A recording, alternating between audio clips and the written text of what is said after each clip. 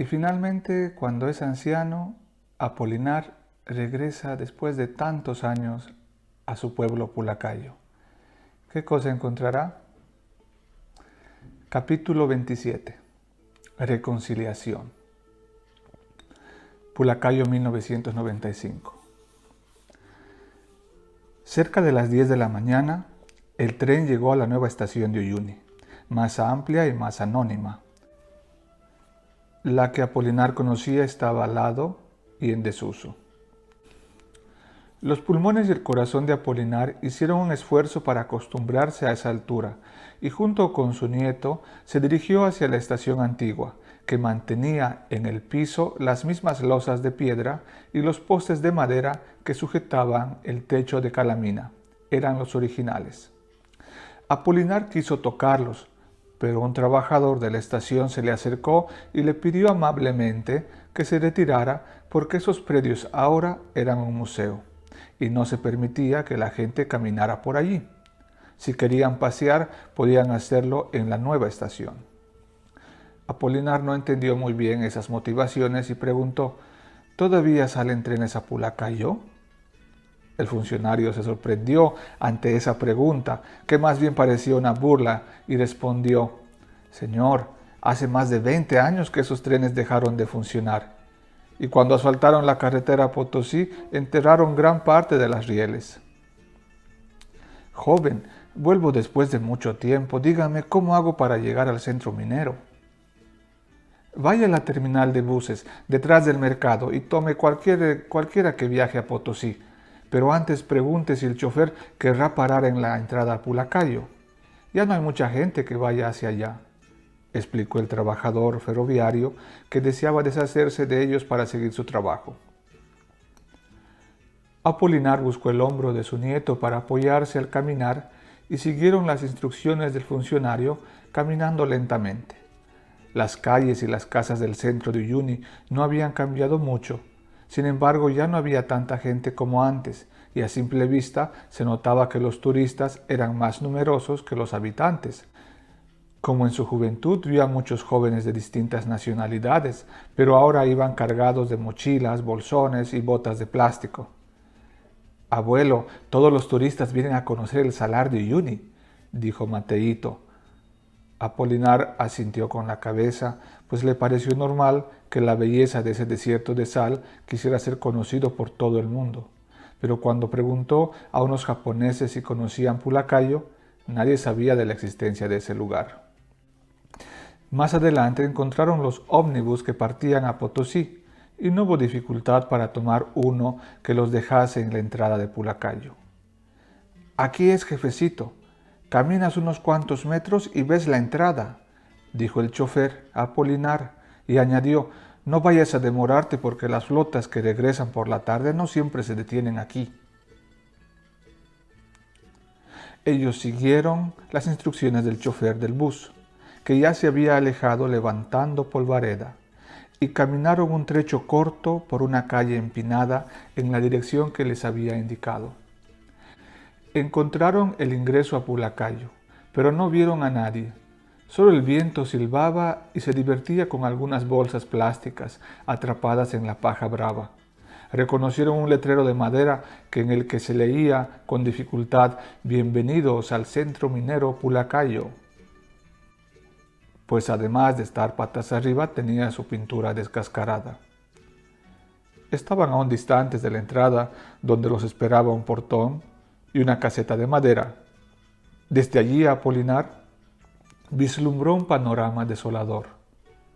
El pueblo que había conocido en su infancia y en los primeros años de su juventud, actualmente era un promontorio descolorido, propio de la arqueología industrial, parecido a una fotografía color sepia. Solo un par de perros le dieron la bienvenida acercándose y batiendo la cola.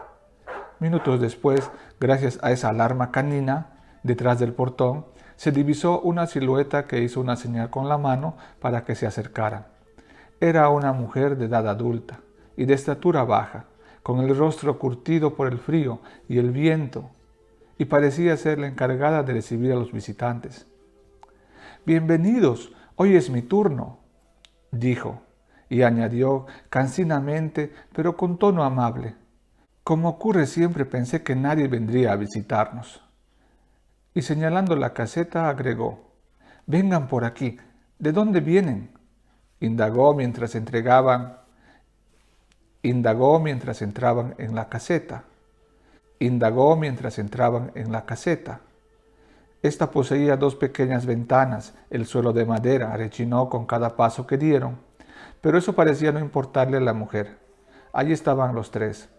Las paredes tapizadas con viejas fotocopias de fotografías del centro minero a inicios del siglo XX, algunas muestras de rocas minerales, un par de artefactos metálicos que eran los instrumentos de trabajo de los mineros, y en el centro de ese espacio un escritorio cubierto con un mantel de color fosforescente que sostenía algunos libros y folletería con información turística. Apolinar observó las fotos como si fueran parte de su historia colgada en esas paredes, e intentó reconocer a su padrino o incluso a sí mismo. De improviso, una música de modo similar a los arañazos sobre la madera interrumpió el silencio, la ausencia de Apolinar y la curiosidad de Mateito. Apolinar reconoció esa melodía en inglés. Era la canción de Johnson Brothers que entonaban The Jealous Sweetheart, y venía de una vieja vitrola que la mujer hizo funcionar dando vueltas a la manivela. Era parte del repertorio de bienvenidas. Apolinar vio en un rincón la estatua de un camarero africano, de rasgos caricaturescos, con sus vestimentas de los años 20. Recordó que esa imagen estaba en uno de los clubes de fiesta y que se contaban muchas historias sobre él. Esa melodía country y la imagen del negro se complementaban perfectamente como telón de fondo de las hileras de casas destechadas que Apolinar veía desde una de las ventanas de la caseta. Están ustedes en el centro minero Pulacayo. Bueno, lo que queda de él. Aquí van a conocer el Museo de Trenes. Me llamo Beatriz Portillo y mi papá trabajó aquí. Y después de que todos se marcharon, nos hemos quedado pocos, pero aquí estamos. Las palabras de Beatriz tal vez eran parte de una bienvenida estándar a los visitantes. Ella le sonrió mostrando su dentadura desgastada y volvió a preguntar: ¿de dónde vienen? Somos argentinos, contestó Mateito. ¿Cuánta gente se ha quedado?, preguntó Apolinar rompiendo su mutismo. Seremos unas 200 familias las que vivimos aquí, esperando que nuestro pueblo vuelva a ser glorioso como antes. Beatriz intuyó que no se trataba de una visita turística casual y preguntó: ¿tienen parientes aquí? Yo he vivido aquí, se animó a responder Apolinar, que interiormente estaba empezando a sentir un remolino incontrolable de ansia, tristeza y vergüenza. Pensó que a estas alturas de la vida ya estaba mayor para sentir esas emociones. Me llamo Apolinar Cusicanqui. Cusicanqui. Ha habido varios Cusicanqui que han vivido aquí, dijo Beatriz. Con tono dudoso y cambiando de tema, señaló un libro que estaba sobre el escritorio. Bueno, primero tienen que registrarse y luego pasamos a la estación de trenes. Normalmente hay un profesor que hace de guía, pero está dando clases y seguro que vendrá más tarde. Él les dará más detalles. En una colina de la derecha, en la que debía ser uno de los bordes del pueblo, una capilla de fachada anónima y con una pequeña torre en el centro llamó la atención de Apolinar, que al salir de la caseta preguntó: ¿esa es la iglesia del pueblo? Sí, es nuestra iglesia. La anterior estaba frente a la casa gerencia y se quemó. La convirtieron en un centro social, donde funcionaron las primeras computadoras de Bolivia. Transformaron el sótano de la iglesia en una sala de juegos, donde los administrativos jugaban palitroque con unos bolos de madera que siguen allí. Los 4 se dirigieron hacia el portón metálico, que en el centro tenía una pequeña puerta. Al pasar por ahí se encontraron con un soldadito, flaco y petizo, que no tenía más de 17 años, y lo saludó con timidez. Este es nuestro cementerio de trenes ingleses y americanos. dijo Beatriz con orgullo y señaló esas moles de acero, todas de color oscuro, que tenían algunas partes oxidadas, pero a las que no le faltaba ninguna pieza. Apolinar reconoció perfectamente los trenes cuyos nombres eran Chiripa, Porvenir, Potosí y Mauricio. Estaban frente a una zona de maniobras con un gran anillo de metal, donde la locomotora realizaba la inversión de marcha. Los grandes galpones que servían de depósito seguían allí, pero destartalados y remendados con calamina. Mientras Mateíto observaba esas maquinarias con curiosidad, Apolinar parecía flotar nostálgico en el aire, porque le costaba comprender que aquello que había conocido se había transformado en ese escenario espectral. Fue fácil para Apolinar reconocer la famosa locomotora que Butch Cassidy y Sunday Skid asaltaron. Aunque no había podido sobrevivir a las inclemencias del viento, estaba totalmente inclinada y a punto de desplomarse. Beatriz se identificó con los pensamientos de Apolinar y explicó: «Es el tren más famoso. Incluso vinieron a hacer películas sobre el asalto que sufrió». Y dirigiéndose a Mateíto añadió: «Arriba de la bocamina verán a Vicuñita, el tren pequeño que entraba dentro de la mina hasta salir del otro lado del cerro». Mateíto comenzó a entusiasmarse con toda esa historia a cielo abierto y se montó en el tren más grande. Apolinar parecía inmutable exteriormente, pero por dentro la tristeza encogía sus entrañas al ver las locomotoras como testigos destripados y abandonados a su suerte. Reconoció el vagón en el que por primera vez él y Escolástica bajaron a Uyuni para hacer una de sus primeras visitas al salar, y que ahora estaba descascarándose por todas partes. Esos trenes eran la mejor metáfora de Pulacayo, porque representaban la gloria de un país que conoció la industrialización y ahora estaban destinados a desaparecer por la erosión del viento y de la arena. «Bueno, los dejo aquí, ya me tengo que ir. Paseen por todo el pueblo y visiten la casa gerencia. En el camino van a ver la hilandería, que ya no funciona más», dijo Beatriz, y después de saludarlos con un hasta lueguito, se internó en una de las callejuelas. Abuelo y nieto caminaron por la calle central que conectaba la casa gerencia con la estación de trenes y no encontraron a nadie. «En mis tiempos, en esta calle no se podía caminar de tanta gente que había», explicó Apolinar a su nieto, que deseaba caminar más rápido, pero Apolinar lo detenía tomándolo del brazo para que no se acelerara. Pasaron por un edificio de 2 pisos que tenía todos los vidrios rotos y las ventanas cubiertas con calamina. Era la pulpería, que en una plaqueta externa expresaba «Comité Boliviano de Fomento Lanero, obra de la Alianza para el Progreso, 1965», y terminaba con esa sentencia: «El altiplano será rico por su lana».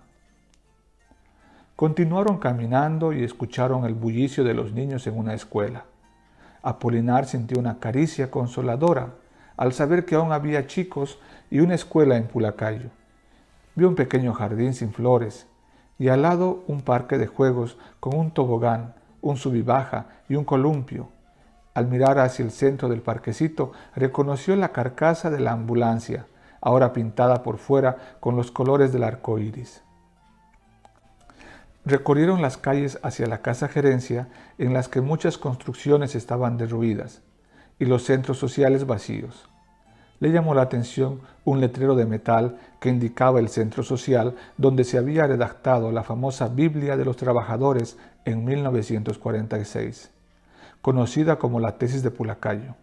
Estaba situada pocos metros antes de llegar al cine-teatro Luis María Sola, que mantenía el nombre original y cuyas puertas se encontraban cerradas, con grandes candados, porque los espectáculos hacía tiempo que habían terminado. A pocos metros de la puerta principal del cine, una escalinata de madera conducía al segundo piso. Los peldaños estaban gastados y redondeados por la cantidad de gente que había subido y bajado por ellos. Apolinar se imaginó que hasta los duendes se habían marchado. Antes de llegar a la casa gerencia, en esa calle empinada, Apolinar vio el frente de la iglesia antigua, que había sido reconstruida igual, pero sin torres, y con el techo más bajo. Desde la distancia se leía escrito sobre la pared: Centro Social. No había nadie a quien preguntar si el lugar era visitable o no. Era como estar en un campo de guerra donde todos se habían marchado. Apolinar, ante esas casas vacías, recordó la gran cantidad de gente que llenaba esa zona. Indígenas, obreros, ingenieros y administrativos que caminaban apresurados de un lugar a otro. «Abuelo, tengo hambre», dijo Mateito, interrumpiendo los recuerdos que se agolpaban en la memoria de Apolinar. Era casi mediodía, pero continuaron acercándose a la casa gerencia, por si había alguien a quien pedir información. Encontraron el edificio cerrado, pero justo enfrente había una pequeña casa con una puerta verde entreabierta y se acercaron.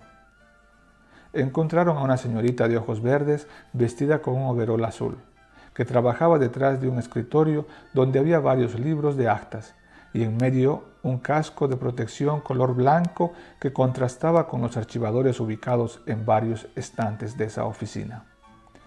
Apolinar preguntó si podía interrumpir y ella, sin que le preguntaran nada, comentó: «Estamos preparando un archivo histórico para organizar un museo en la casa de Aniceto Arce». Mateito preguntó: «¿Dónde podemos comer?». Y Drina, porque así se leía en el carnet que colgaba del bolsillo de su overol, le indicó una callejuela donde dos señoras preparaban comida para los trabajadores del archivo. «Mejor si se apuran, las doñitas cocinan platos contados», aconsejó ella. Cuando llegaron al lugar indicado, vieron varios cascos blancos que colgaban en la puerta de un cuarto que servía de restaurante. En esos pocos metros cuadrados encontraron al menos 5 personas que vestían con el mismo tipo de overol que Drina y que estaban comiendo. Eran todos jóvenes, parecían universitarios y les dieron la bienvenida. Apolinar y su nieto les preguntaron si era posible visitar la residencia de Aniceto Arce. «Hagan la prueba, no se pierde nada con intentar», respondió uno de ellos con cierta picardía. Mientras comían llegó Drina, que se unió a ellos. Cuando se enteró de que los visitantes querían entrar a la casa gerencia, se dirigió al mismo trabajador que les había aconsejado intentar, y con tono rogativo le dijo: «Luisito, déjalos nomás entrar. Después yo te voy a retribuir de alguna forma», dijo sonriente, y sus ojos verdes brillaron, mientras su interlocutor se ruborizaba. Después de un momento de silencio, todos estallaron en carcajadas. Ese gesto desinteresado de la joven archivista permitió que Apolinar y Mateo entrasen en la casa gerencia. Lo hicieron por una puerta lateral a la que antecedía un garaje protegido por un portón metálico de color verde.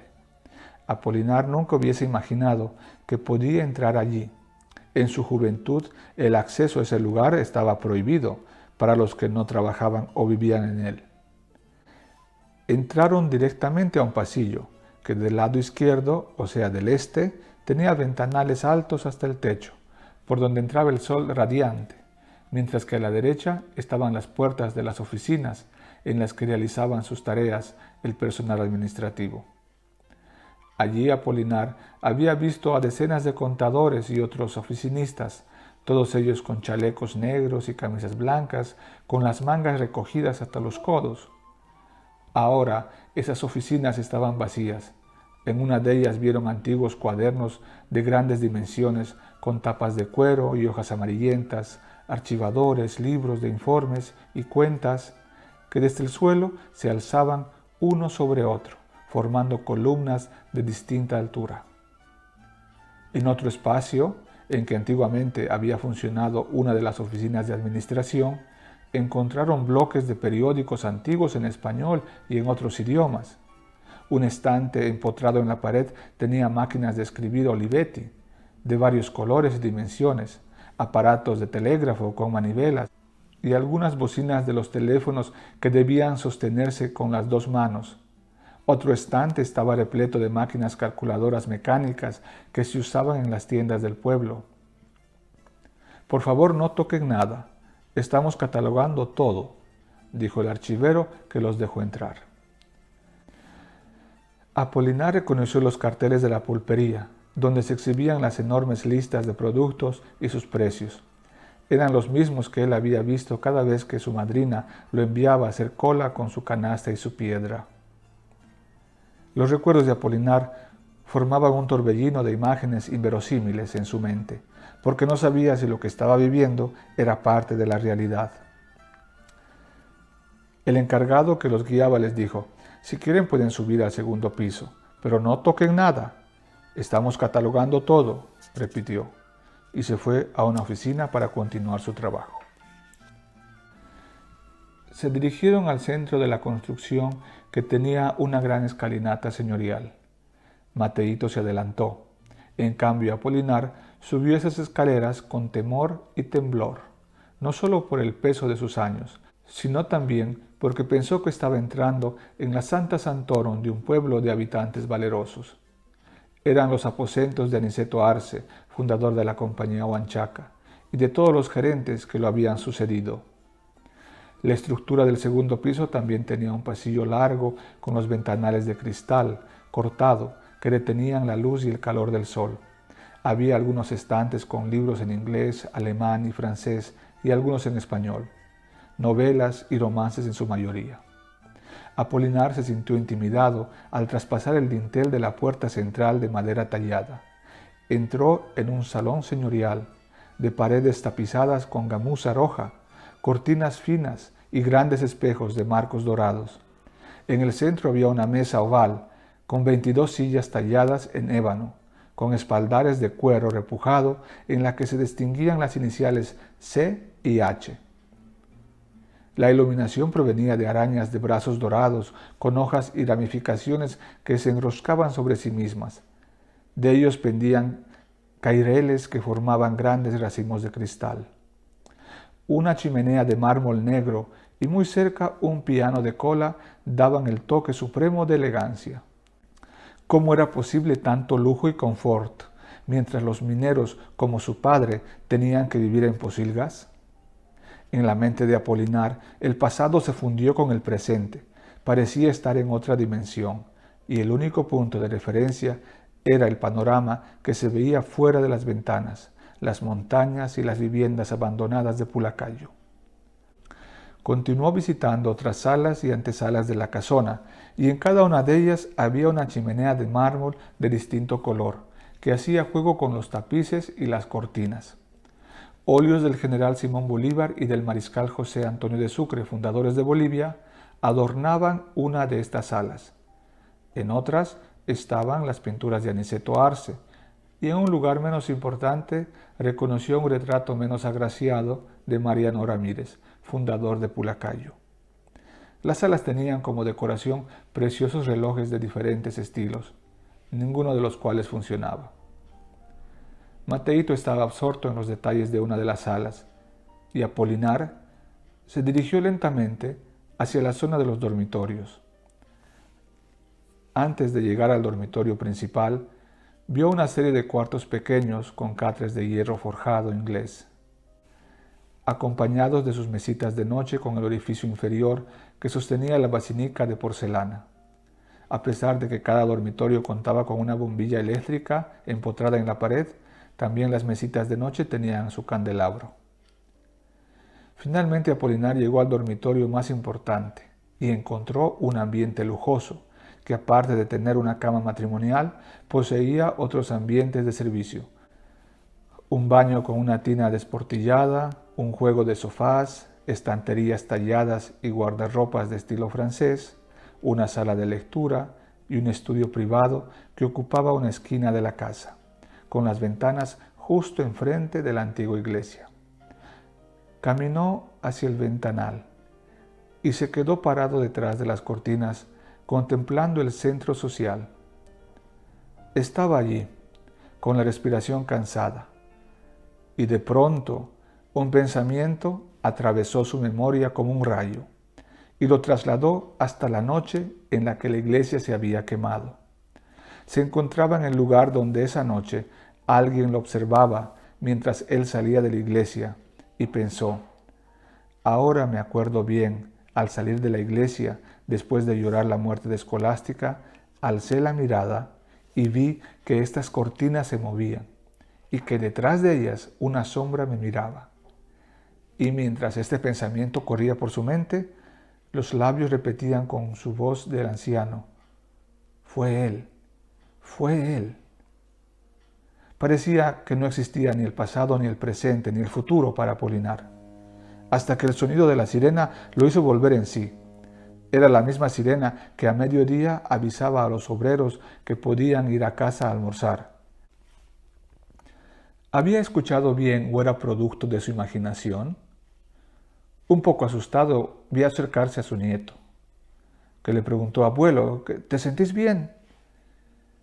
Debo visitar a una persona, tú quédate aquí, dijo Apolinar taxativamente.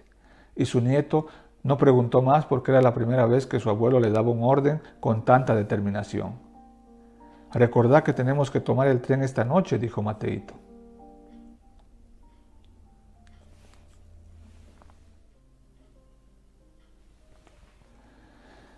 De la casa gerencia, Apolinar se dirigió solo hacia la cumbre de la colina donde estaba el cementerio. Sintió que sus pies pesaban más que de costumbre, pero aún así transitó por las callejuelas de tierra difíciles de reconocer porque el viento las había borrado, y solo las casas de adobe, con las fachadas carcomidas por el viento, le indicaban el sendero que debía seguir. Y en ciertas partes, algunos carteles de metal rojizo indicaban los nombres de las calles: Chicago, Comercio, Colombia, Ayacucho. Al caminar escuchaba su respiración jadeante y recordó los días en que la nieve lo cubría todo. Junto con sus amigos de infancia, tomaban sin permiso las bateas metálicas de sus casas y se montaban en ellas para hacer competencias sobre la nieve por esos caminos empinados. Todos sabían que cuando volvieran les esperaba una tunda por parte de sus padres, pero el castigo valía la pena porque no se igualaba a la diversión. Tampoco importaban el viento ni el frío. Ahora su corazón se agitaba, pero él no sabía si era por la altura o por la tristeza de ver tanta desolación. En las pausas que hacía para respirar, se veía rodeado de paredes terrosas, y las casas situadas abajo, cuyas puertas de madera se habían cerrado para siempre, no tenían siquiera un techo que las protegiera. Eran como momias a las que se les podía ver las entrañas, porque en esos cuartos abandonados se divisaban ollas viejas y oxidadas, partes de cocinas antiguas, como las que usaba su madrina, damajuanas de vidrio, cántaros quebrados, latas de manteca y otros utensilios rotos. ¿Por qué no volvieron sus dueños a recoger sus pertenencias? Le pareció tan triste distinguir otras casas totalmente destruidas, de las que lo único que quedaba en pie eran las puertas macizas, aseguradas con grandes candados o tapiadas con piedras para que nadie entrara. Si en el centro del pueblo había un poco de vida, en el camino al cementerio era desolación. Más subía y más abandono encontraba. Unos 200 metros antes de llegar a los muros del cementerio, encontró una poza de agua, donde algunas vicuñas estaban pasteando y tomando agua. Eran los únicos seres vivos que había visto en media hora, y lo miraron con sus ojos grandes y coquetos, como si mostraran asombro por la inconveniencia de su visita. Al borde de la poza de agua había un poco de paja brava, algunas piedras y mucho hielo que todavía no se había descongelado. Sintió que la cabeza le daba vueltas y notó que le salía sangre de la nariz. Se sentó en una piedra al borde de la poza y miró hacia el cielo para evitar que la sangre siguiera descendiendo. Fue un buen remedio, porque unos minutos después ya se encontraba mejor. Se puso en pie y desde ese punto, al darse media vuelta hacia el pueblo, tuvo una visión general de aquello que quedaba del centro minero más moderno de su país. Ya no había chimeneas que botaban vapor y humo durante las 24 horas. No se escuchaba más el sonido de las maquinarias ni de los trenes. La populosa calle Comercio estaba deshabitada y el mercado había desaparecido. La gente, la vida y los colores habían mermado, dejando un panorama ancestral. Solo el centro estaba poblado, y el reflejo del sol en las calaminas indicaba dónde quedaban habitantes.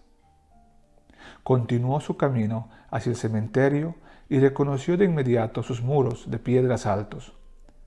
Por detrás sobresalían cruces de metal. Cuando llegó hasta el muro, hubo un instante en que no recordó la ubicación de la entrada al cementerio y decidió bordearlo hacia la izquierda, hasta que se topó con una gran reja de hierro fundido, que parecía estar esperándolo desde siempre. El arco de piedra de la parte superior seguía intacto, y se leían con claridad las palabras Cementerio General de Pulacayo. Apoyó las manos en la inmensa reja y empujó, y las puertas del panteón rompieron el silencio espectral, crujiendo de dolor al abrirse. Las llamas que estaban cerca se alejaron corriendo, y algunas aves que visitaban las tumbas volaron asustadas. Entró y reconoció algunas lápidas de piedra maciza con signos célticos y europeos que había visto en su adolescencia. Había tanta paz allí, y el sufrimiento había terminado para ellos. Caminó entre esos monumentos fúnebres, todos orientados hacia el naciente, pero muchos habían perdido la linealidad con la que habían sido construidos. Unos estaban inclinados porque la tierra había cedido, otros incluso abiertos, pero todos en aparente estado de abandono. Estoy aquí, he regresado a despedirme, se escuchó decir sin separar los labios. Quiso reconocer alguna tumba de los seres que lo habían acompañado durante su vida. ¿Dónde estaban los restos de Escolástica, de su padre, de Marvin, sus padrinos y sus amigos? Observó a su alrededor, pero su memoria había llegado al límite de su pasado. Se acercó a otros monumentos fúnebres y comenzó a leer algunas dedicatorias de esposos y esposas que se habían ido de este mundo antes de los 30 años. Descubrió las tumbas de algunos ingleses y alemanes que todavía seguían allí, pero no encontraba a sus muertos. Divisó la construcción de la pequeña capilla donde el padre Crispín, en secreto, le permitió dejar los huesos de su padre bajo el altar. Pero allí dentro no había ningún signo cristiano. Solo el piso estaba lleno de orificios donde se entreveían pequeños ataúdes profanados. Buscó los nichos donde habían sido enterrados los fallecidos en el accidente de la jaula en 1938, y encontró el muro con las 25 urnas. Ninguna de ellas estaba abierta, pero los nombres de las personas se habían borrado casi por completo, y solo una que otra tenía alguna flor o corona de plástico quemada por el sol. Apolinar se había sumergido en un tiempo sin tiempo, allí donde la vida y la muerte se besan. Quería solo acariciar con una oración a sus muertos, de quienes nunca pudo despedirse, y buscaba allí su primer amor. La luz del sol había declinado, y a esa dulce hora de la tarde, Apolinar quedó flotante entre las tumbas, y comenzó a sentir el viento gélido que rozaba suavemente su rostro rugoso. Era el mismo aire fresco de su infancia y su primera juventud. Quiso llenarse los pulmones de ese aire colmado de emociones que le ayudaban a pensar en la vida, la muerte y el amor. Sintió el mismo frío que le congelaba la punta de los cabellos cuando caminaba hacia su escuela, cuando corría por las montañas para hacer deporte o cuando aquella mañana cogió el tren por primera vez junto a Escolástica. Pero ese éxtasis glacial fue interrumpido por una voz que se dirigió a él preguntando: «Apolinar, ¿eres tú?». Y esa misma voz dijo pausadamente: «Esperé mucho tiempo tu regreso». Fin del capítulo 27.